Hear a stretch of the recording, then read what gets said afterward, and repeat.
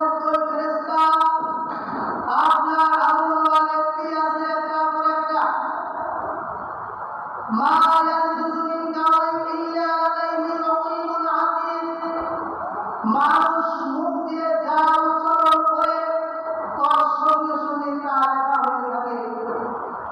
আমরা তো সুযোগ পেলেই নানান কথা বলে বসি, অনেক গল্প কাহিনী কিচ্ছা কাহিনী বলি,